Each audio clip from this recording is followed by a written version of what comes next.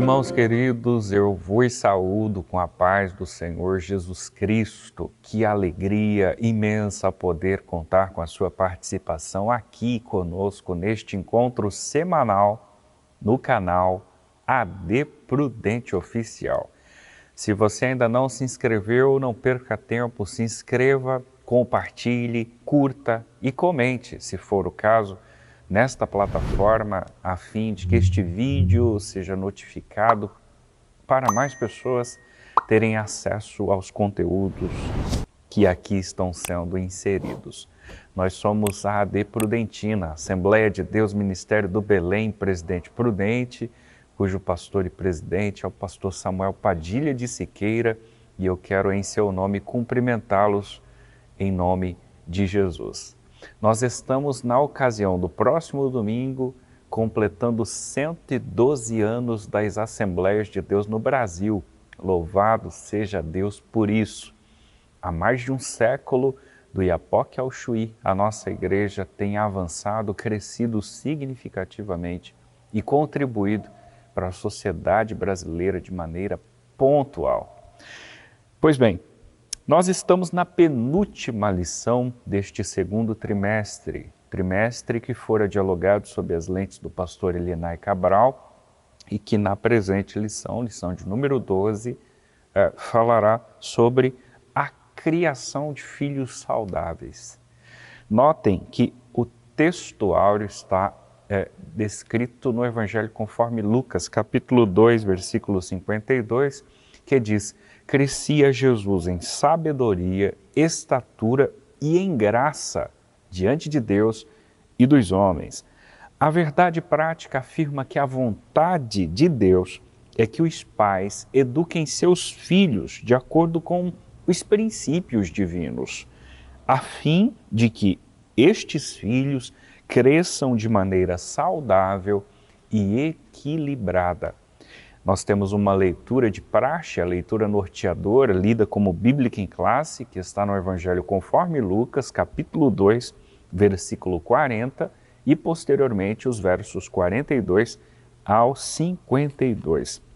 Saudações ao pastor William Enoch, que falará com vocês a introdução e o primeiro argumento de hoje, uma família normal. É contigo, pastor William.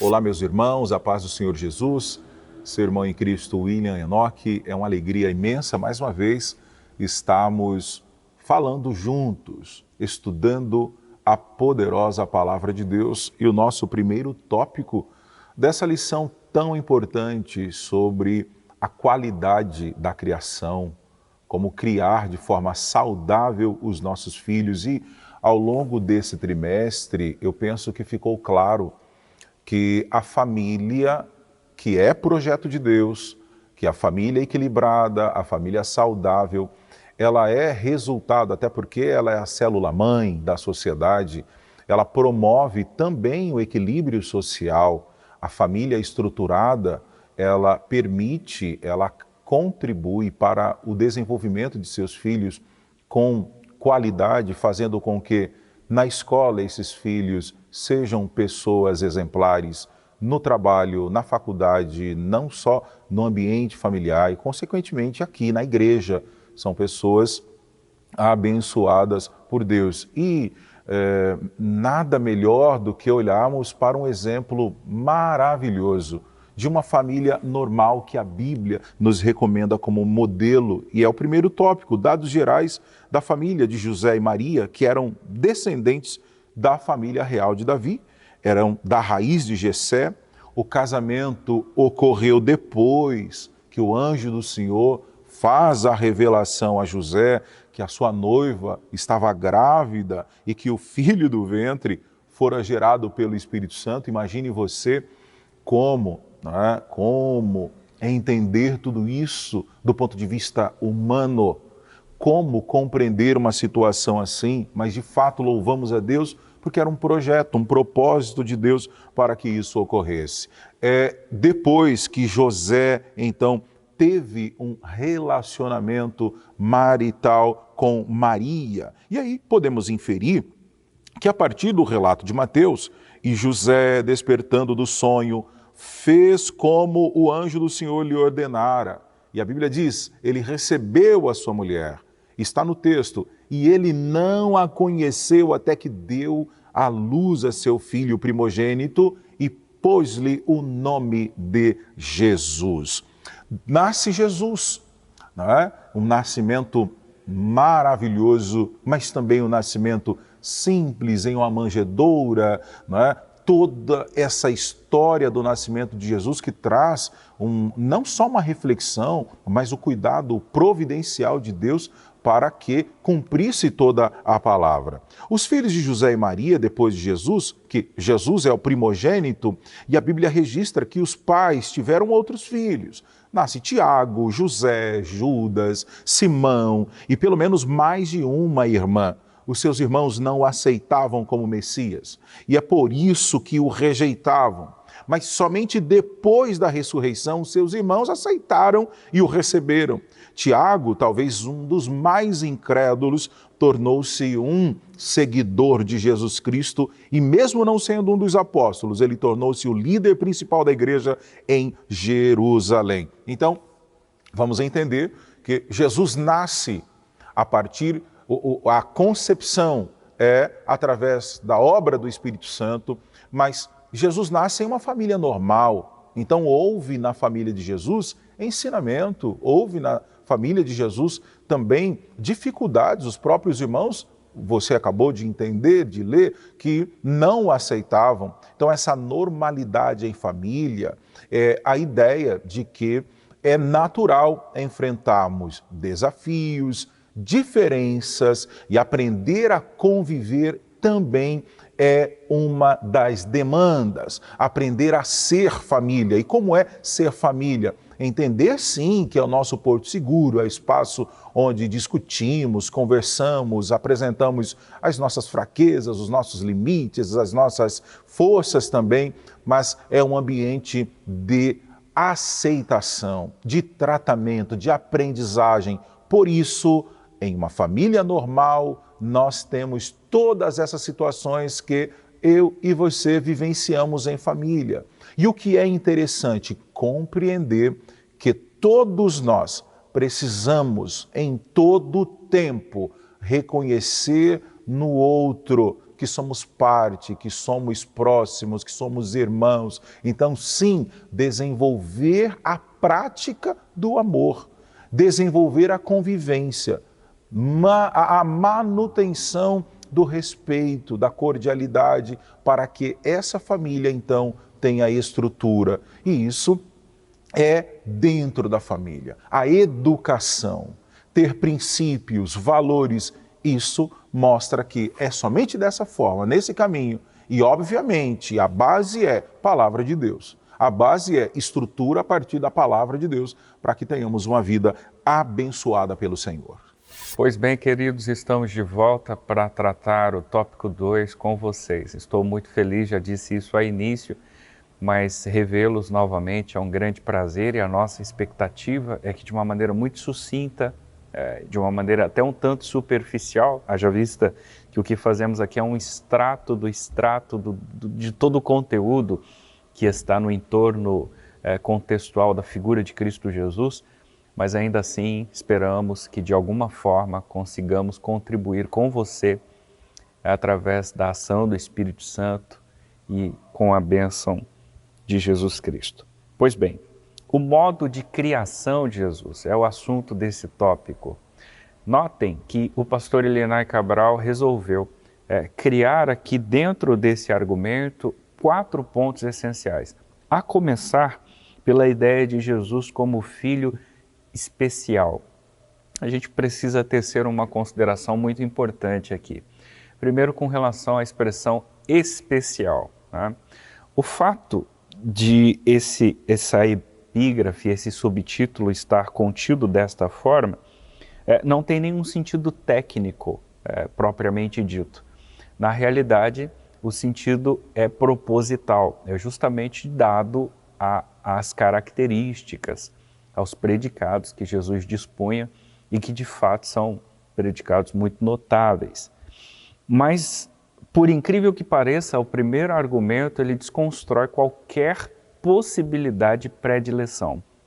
Argumento que já fora discutido em lições passadas, onde utilizamos por subsídio, por exemplo, famílias veterotestamentárias. Vocês devem se recordar, senão é só visitar o seu material didático ou a nossa playlist e acompanhar vídeos nesse sentido. O que fica de lição nesse quesito é que eles sabiam que havia algo de especial na vida do filho primogênito. O enredo do entorno da história do nascimento de Jesus, todos conhecem muito bem. O Espírito visita a senhora ou a senhorita Maria, né, noiva de José. O anjo visita José para explicar tudo que estava acontecendo, a fim de que não houvesse nenhum tipo de confusão.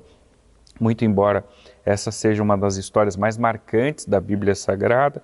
E a partir disso, Maria e José, portanto, tinham consciência plena do chamamento divino na figura de Cristo Jesus. Na realidade, é o Deus encarnado, né? Eu uso a expressão chamamento só para que os pais entendessem que o filho que eles criavam, na realidade, não era algo unicamente humano, mas ele dispunha de uma deidade. A gente já vai comentar alguma coisa nesse sentido também. Eu digo que esse primeiro assunto, muito embora o pastor Elienay propositalmente entenda Jesus como uma figura especial, e o era, talvez esse adjetivo especial seja até minúsculo para definir Jesus Cristo, tendo em vista a sua capacidade completa, absurda, utópica, né?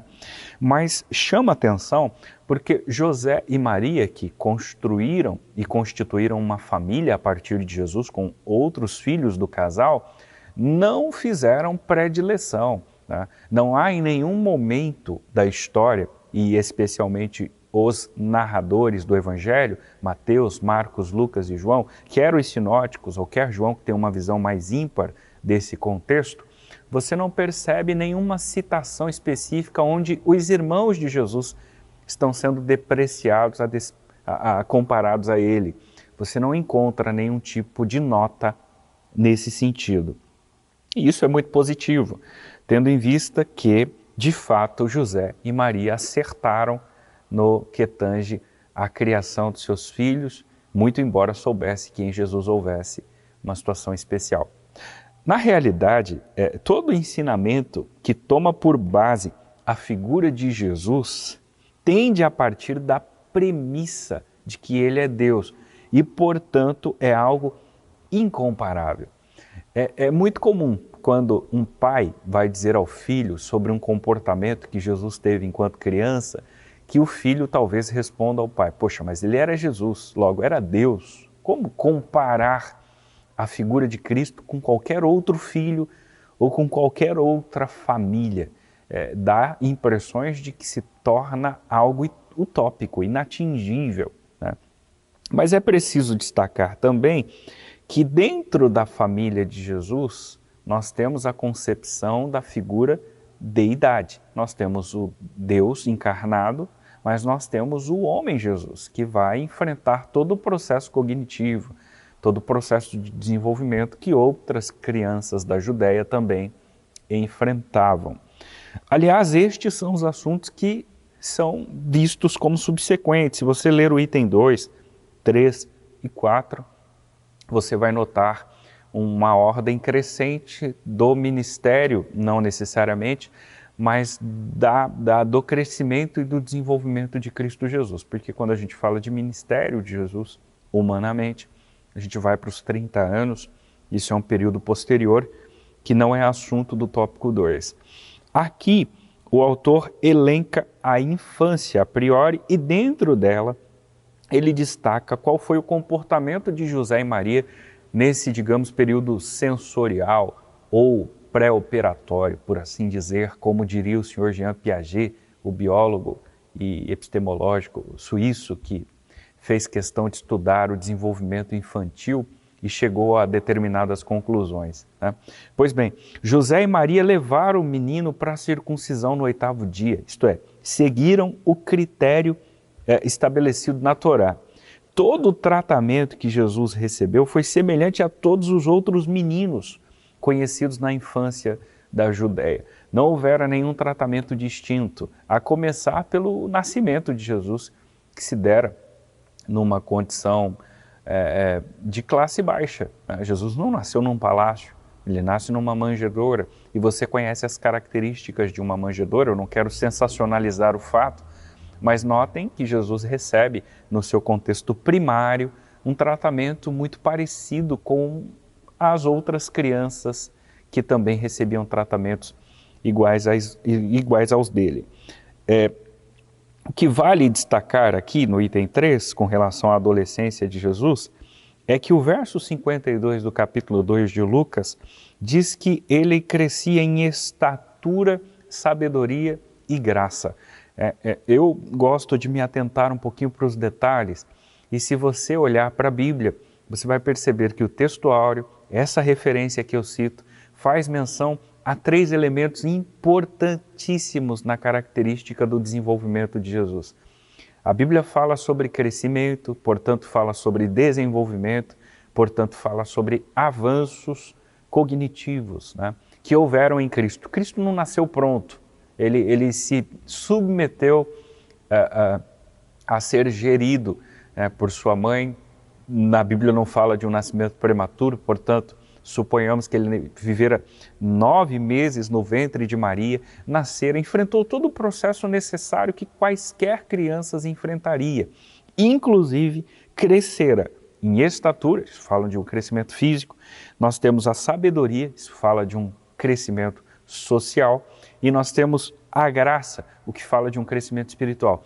Em todos estes quesitos houveram avanços, houveram desenvolvimentos, né? Como você pode perceber aí o que afirma o capítulo 2 e o verso 52 do Evangelho conforme Lucas. Aliás, no verso 46 é a tônica daquele episódio, quando ele é esquecido pelos pais, e quando os pais o encontram, ele está dialogando com doutores e deixando os doutores maravilhados com a sua exposição.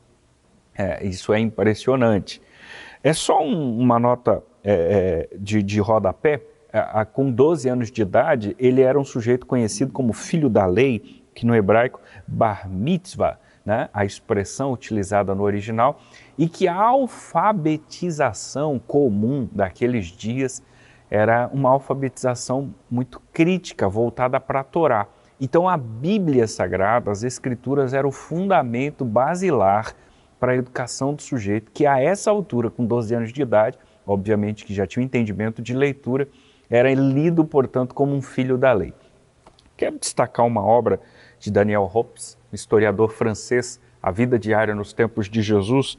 Talvez você já tenha lido, conhece não só ela, como outras obras nesse sentido, mas este exemplar aqui é fenomenal no quesito de dar um entendimento criterioso do contexto geográfico, político, social dos dias de Jesus. Muitos elementos extrabíblicos, notem, não antibíblicos, extrabíblicos, isto é, que estão fora da Bíblia, e isso não mostra nenhum tipo de insuficiência da Bíblia Sagrada, pelo contrário, são ferramentas externas que cooperam, que colaboram, que subsidiam todos os argumentos bíblicos.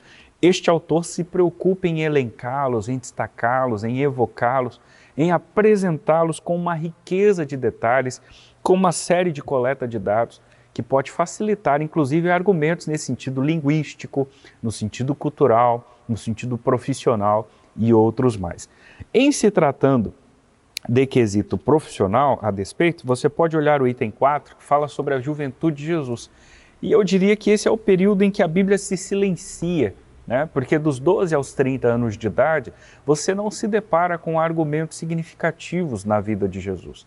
E com isso, este que vos fala também opta pelo silêncio, porque há um risco enorme quando a Bíblia silencia e nós resolvemos falar, de nós fazermos inferências, exegeses, isto é, inserções, onde a Bíblia não disse absolutamente nada. E os riscos são enormes de nós construirmos uma heresia, de fazermos uma fala improcedente e de tornarmos uma especulação, uma hipótese, algo extremamente dogmático, que não pode ser alterado ou flexibilizado. Então, se a Bíblia silencia, eu faço a opção também pelo silêncio como ela faz. Eu só infiro, a partir, claro, de argumentos de teóricos, estudiosos, historiadores, que muito possivelmente essa faixa etária da vida de Jesus Cristo fora onde ele aprimorou o conhecimento da carpintaria, que, aliás, era um ofício que não contemplava apenas, como hoje, a área de madeiras, né, de mesas, uma área hoje muito mais utilizada por um marceneiro, pelo próprio carpinteiro, como a gente conhece na nossa cultura. Carpintaria daquele tempo envolvia inclusive trabalhos de alvenaria, muito embora as casas em Israel não eram casas feitas por blocos de 6 ou 8 furos, como nós estamos acostumados, né? É muito comum no critério geográfico e arqueológico, propriamente dito, dos dias de Jesus, nós nos depararmos com construções onde haviam pedras, né? Inclusive a pedra de esquina, que é comparada com Cristo, tanto aqui quanto lá na carta de Pedro, a pedra angular, aquela que é o sustentáculo de todo o edifício, que sem ela toda a moradia está fadada ao fracasso. Pois bem, argumentos nesse sentido estão envoltos na história de Jesus e possivelmente essa faixa etária juvenil foi uma faixa etária onde ele se tornou uma figura importantíssima para sua casa. Muitos sugerem o falecimento de José nesse período, ele aprender a profissão, se aprimorar e talvez foi até um mantenedor, auxiliando a sua mãe e os demais filhos menores, até a ruptura da profissão, aos 30 anos de idade, quando ele obedece ao critério da lei, onde o judeu entendia a maioridade, passa pelo processo do batismo de João, que era desnecessário, mas ele cumpre o mandamento, a ordenança, e inicia o chamamento dos seus discípulos que lhe auxiliariam na pregação do Evangelho. Bem, é óbvio que existem várias outras informações nesse entorno, mas por hora penso que estas possam lhe dar algum tipo de subsídio para a aula em loco da EBD. Eu quero voltar a palavra, portanto, ao pastor William Enoch, uma vez que ele falará com vocês sobre o tríplice desenvolvimento de Jesus. É contigo, pastor William. Muito bem, meus irmãos, vamos ao terceiro tópico, o tríplice desenvolvimento de Jesus. Falar de Jesus é maravilhoso, é empolgante, o coração se alegra, porque não estamos falando apenas de um fenômeno, de um ser qualquer. Estamos falando do nosso Senhor e Salvador Jesus Cristo. Nós olhando para a Bíblia, Lucas registra isso lá no capítulo 2, versículos 51 a 52, nos explica que desceu com eles, foi para Nazaré e era-lhe sujeito. O texto nos deixa claro que sua mãe aguardava no coração todas essas coisas. Ela guardava isso e crescia Jesus, diz a Bíblia, em sabedoria, crescia em estatura, crescia em graça para com Deus e para com os homens. Era admirável. Não era uma performance oriunda de um treinamento, não. Era a graça de Deus, era o propósito de Deus. Como é crescer em sabedoria? Jesus recebeu uma educação básica. Já vimos que ele nasce em uma família normal, mas foi educado, foi formado, foi de fato, houve ali uma estrutura, um padrão, um crescimento saudável. Mas ele recebia, então, como qualquer judeu, qualquer menino judeu, todas as instruções, tudo aquilo que faria dele um grande homem. No entanto, ele aprendeu a ler, aprendeu a escrever, teve uma vida simples, a sua família não era uma família abastada, mas o nosso Senhor crescia em sabedoria, isto é, a sua relação com Deus Pai, seus princípios de vida, a disposição em resolver problemas eram dignos de uma pessoa sábia. Eu acrescento aqui uma pessoa com muita sabedoria, com um domínio admirável, com uma capacidade de solução de conflitos invejável. E certamente essa foi a razão de Lucas cunhar a palavra sabedoria antes de estatura. Então era a ideia de que, como pode alguém tão pequeno, alguém que humanamente falando julgaríamos, de repente com experiência razoável, ter tanto argumento, ter tanto recurso, ter tanta sabedoria. Jesus também crescia em estatura. A palavra estatura é uma referência ao crescimento físico. Mas o texto está no contexto do desenvolvimento físico de nosso Senhor Jesus, que viveu em Nazaré até os 30 anos, tinha a estatura mediana de qualquer judeu, e o seu corpo era normal, corpo saudável. Não por acaso, Jesus se desenvolveu também no trabalho de carpintaria. É muito interessante a história de Jesus. Quando nós olhamos para tudo isso, vamos aprender que Jesus, então, não queima etapas, não ultrapassa as etapas, teve um crescimento normal, se dedicou, crescia em sabedoria, tinha esse conhecimento admirável, mas também passou por processos comuns a todas as pessoas. Trabalhou, se esforçou, se dedicou, mas crescia em graça diante de Deus, mas também diante dos homens, como a Bíblia nos recomenda. A graça para com Deus Pai tinha a ver com a consciência de Jesus, quanto à sua natureza e quanto à sua missão. Essa consciência pode ser constatada lá naquele episódio em que seus pais o acharam no templo discutindo com os doutores da lei. Como explicar isso? Porque é que me procuráveis? Não sabeis que me convém tratar dos negócios de meu pai? Era a pergunta. Então a graça para com os homens tinha a ver com a sua personalidade carismática, amigável, no sentido de sempre conseguir atrair as pessoas ao seu redor para ouvirem a sua mensagem. O carisma de nosso Senhor Jesus se revelava ao abrir a boca para falar do reino de Deus. E você sabe disso. Ouvir as palavras de Jesus é ouvir palavras suaves, doces, agradáveis, palavras de vida, palavras que nos impulsionam, palavras que nos entusiasmam e lições importantes que aprendemos com o desenvolvimento de Jesus. Olhando para Jesus e o seu desenvolvimento em família, aprendemos que a educação de filhos cristãos tem a ver com o desenvolvimento emocional, com essa inteligência emocional. Veja, a nossa sociedade, a pós-modernidade, ela acaba atraindo alguns tipos de comportamento, no mínimo, muito comprometedores, principalmente para o futuro das crianças, dos adolescentes, dos jovens. Já percebeu que está por aí uma geração que não consegue ouvir não, que não consegue lidar com conflitos, de repente porque estão encontrando tudo pronto, de repente porque estão tendo em algum momento situações muito facilitadoras, que acabam não provocando um desenvolvimento, um interesse pela busca, pelo ato de fato, correr atrás de seus objetivos.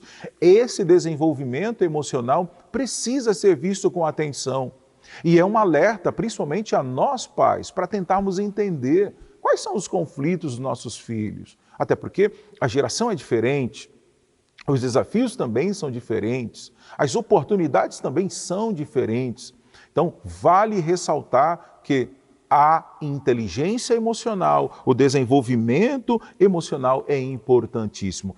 Não somente nas emoções, mas também o desenvolvimento social, o desenvolvimento principalmente espiritual. Eu ouvi em uma ocasião um líder comentando, William, o que fazer para que consigamos motivar adolescentes a compreenderem o sentido, por exemplo, de descerem as águas do batismo, entender o valor da comunhão com Deus e com a igreja.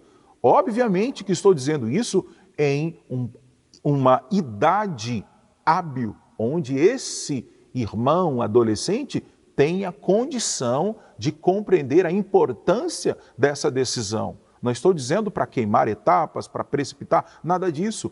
A dúvida daquele irmão naquela ocasião era como motivar, porque converso com alguns adolescentes e jovens até que não veem a necessidade. Então, é necessário em família, na igreja, lembrarmos, tratarmos dessa verdade bíblica, que o desenvolvimento espiritual é necessidade. Crescer espiritualmente, manter-se em comunhão, desenvolver-se e agradar a Deus.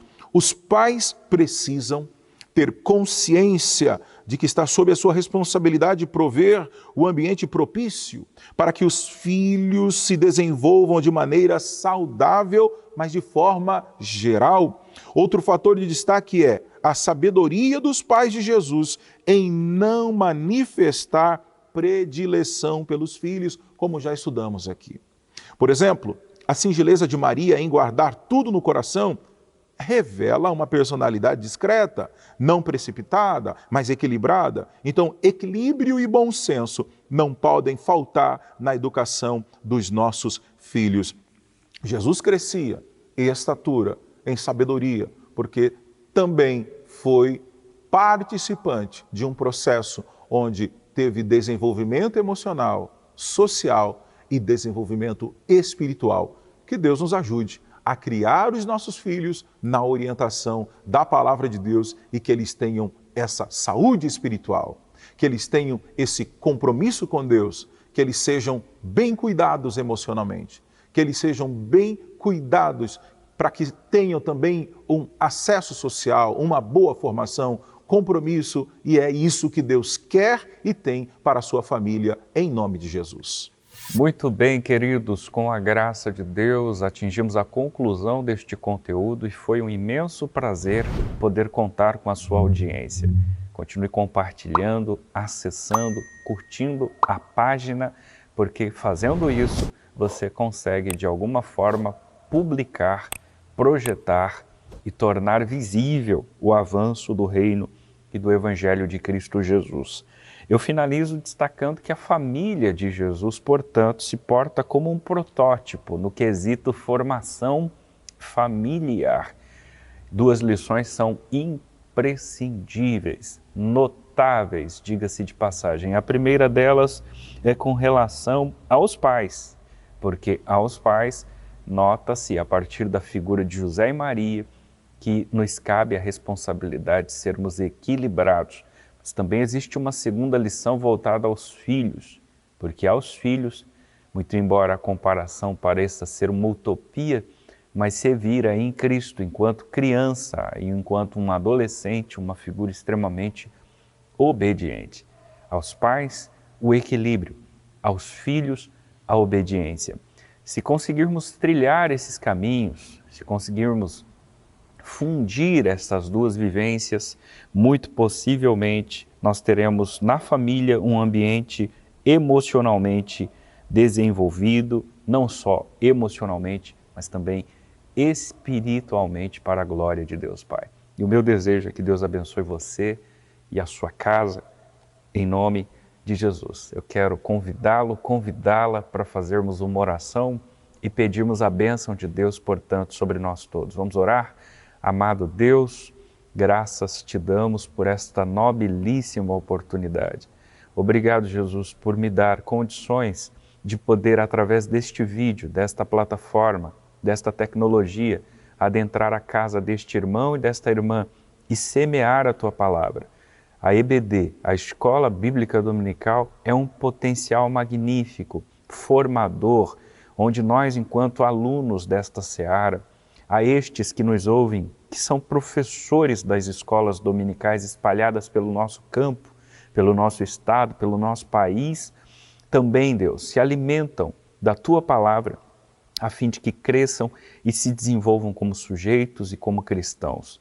Mas nós te louvamos excepcionalmente nesta ocasião pelas famílias e pedimos que a partir desse protótipo, deste exemplo, que é a família de Cristo Jesus, sejamos pais equilibrados e, sobretudo, filhos obedientes. Que a Tua bênção seja sobre nós, sobre nossa casa, sobre a nossa família. É o que nós pedimos nesta oração, em nome de Jesus. Amém e amém. Deus te abençoe e até o próximo programa, querendo Deus.